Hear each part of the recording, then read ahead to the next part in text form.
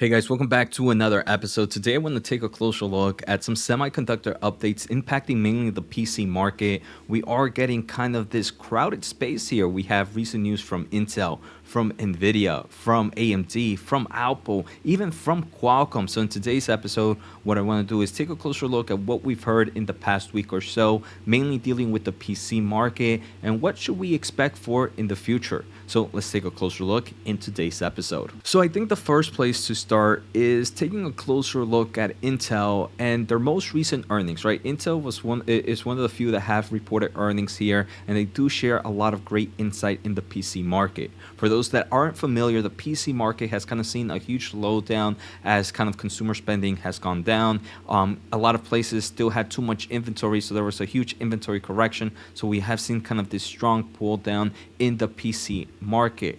But now, if we take a closer look at some key notes from Intel's most recent earnings, they did mention that they expect that customers completed their inventory burn in the first half of the year.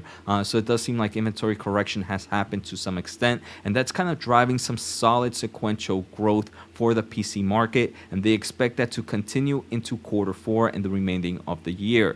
They do expect the full year 2023 PC consumption to be in line with their guidance, which was roughly 270 million units. They do mention in the near term, there's a lot of kind of bullish trends that's going to help that push into roughly 300 million units. And some of those tailwinds are the end of life of service of Windows 10. So obviously, it's going to push people to upgrade to new laptops, to new PCs.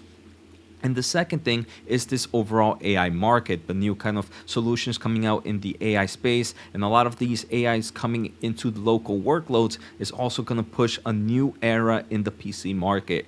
So they are bullish for the upcoming years in the growth in PC shipments. I want to thank the Motley Fool for sponsoring this video, and check out fool.com/Jose for the 10 best stocks to buy now. With that link, you get a promotional offer for the subscription service. Now, let's continue with today's episode.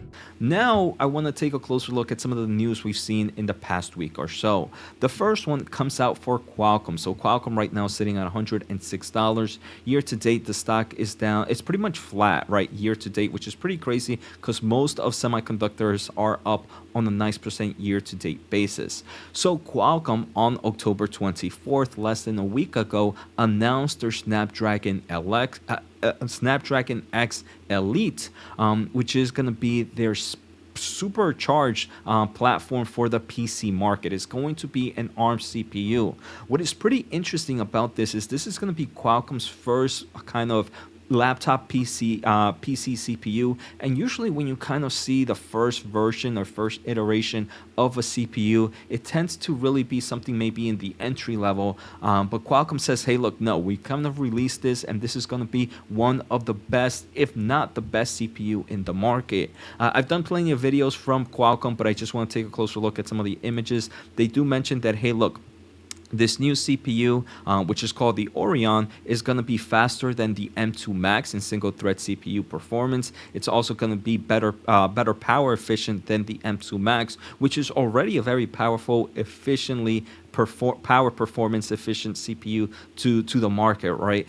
And not only do they say that, hey, look, our ARM CPU is better than any ARM CPU in the market right now, which is the Apple's M2 Max, but it's also faster than any x86 CPU in the market right now, which is the Intel CPU 13900HX. And again, remember, these are mainly in the laptops. These are laptop CPUs. We're not looking at desktop CPUs. And they do mention that these are obviously the Orion CPU from Qualcomm is more power efficient than obviously any x86 because it uses that ARM architecture. So right off the bat, the first news here in the CPU market is the strength of the new CPU King coming here from Snapdragon. Obviously, these are all first-party data, but they are kind of showcasing some cool information, and this is something we're going to see as products start to come out in quarter four and quarter one of next year. Now, kind of jumping into some reports, not necessarily, or some rumors, not necessarily confirmed yet. There are reports or rumors that Nvidia is entering the ARM-based PC chip market, and it's gonna kind of create chips that are gonna rival Intel, AMD, and obviously Qualcomm and Apple to some extent, right? Because those are some of the big players in the CPU space, right? If you're looking for a CPU laptop right now, for a CPU for the laptop, your choices are the following: AMD for x86. You also have Intel for x86. The only other competitor right now is Apple with their ARM processors. Now we're getting that competition from Qualcomm, and there are reports that Nvidia is also trying to enter this space. So I do believe if Nvidia does enter this ARM PC CPU market, it's going to be very similar to Qualcomm, where when they release, it's going to kind of be strong results or strong numbers in forms of performance. I do believe Nvidia, if they do come out, not saying they will, but if they do come out with something like this, is going to be really focused in the AI market. Laptops meant for data centers, AI scientists, data analytics, engineers, content creators, where there's going to be laptops that have higher margins but have higher performance and are going to be at a higher cost, right? So if Nvidia does enter, I do believe it's going to be great for the high margins, high PC laptops, because we're going to see more competition there. But again, these are reports. Now going back to Intel, right? We started off this episode with Intel, but I wanted to take a closer look at some other stuff we heard from the company. We do know that Intel right now is sitting at $35.38. Year to date, the stock is up roughly 32%.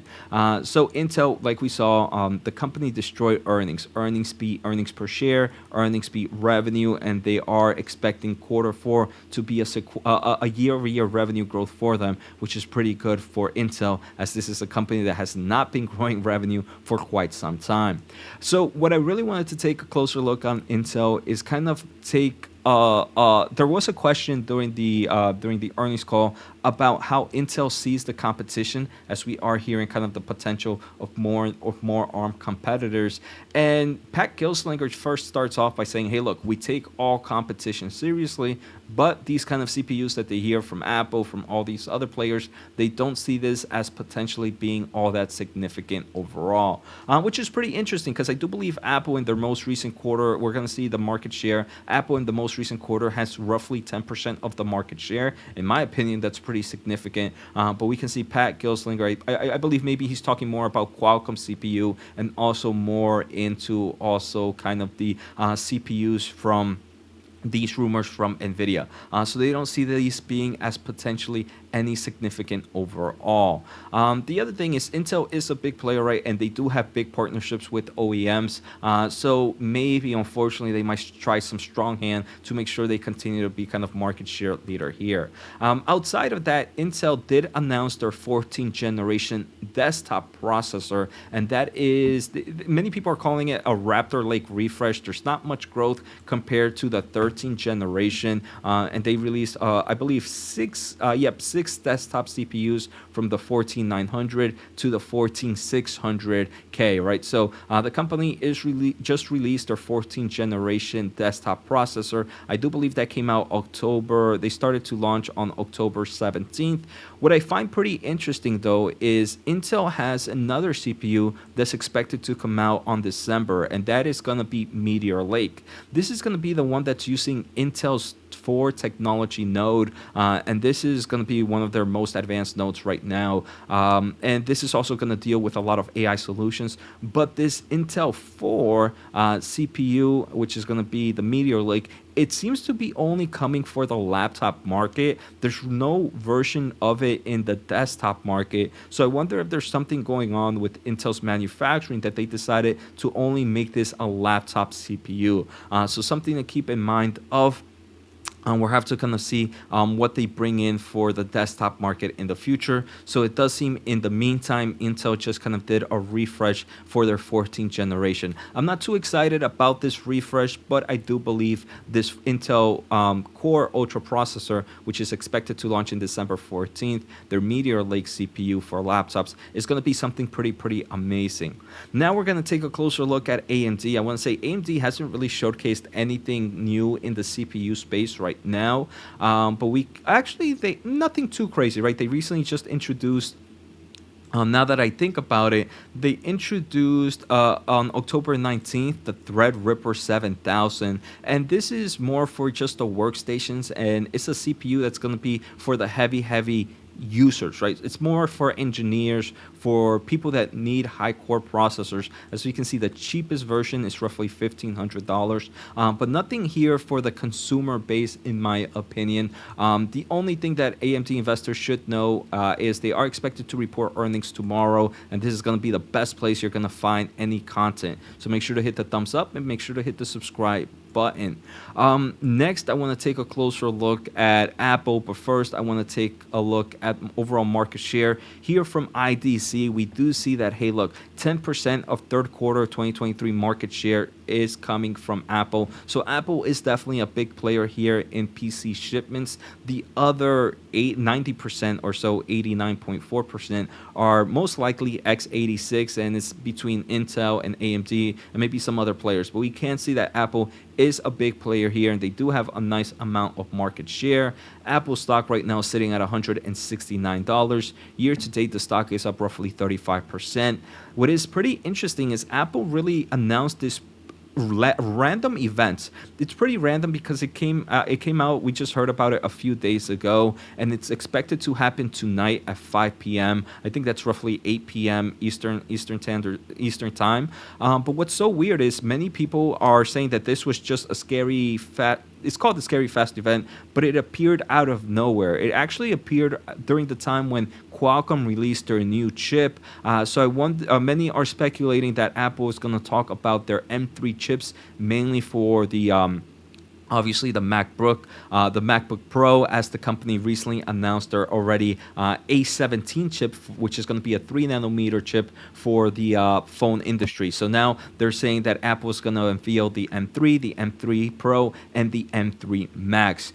So we might get to see how much growth it's going to happen from the M2. And I do believe this is to make sure that, hey, look, we kind of get the news out of Qualcomm. There's really no new CPU king here. The CPU king right now, especially in the ARM market, is still Apple. So pretty interesting. We are going to discuss Apple more in this channel probably later today or tomorrow after the event. So I hope you guys enjoyed today's episode. Take care, have a good day, and see you next time.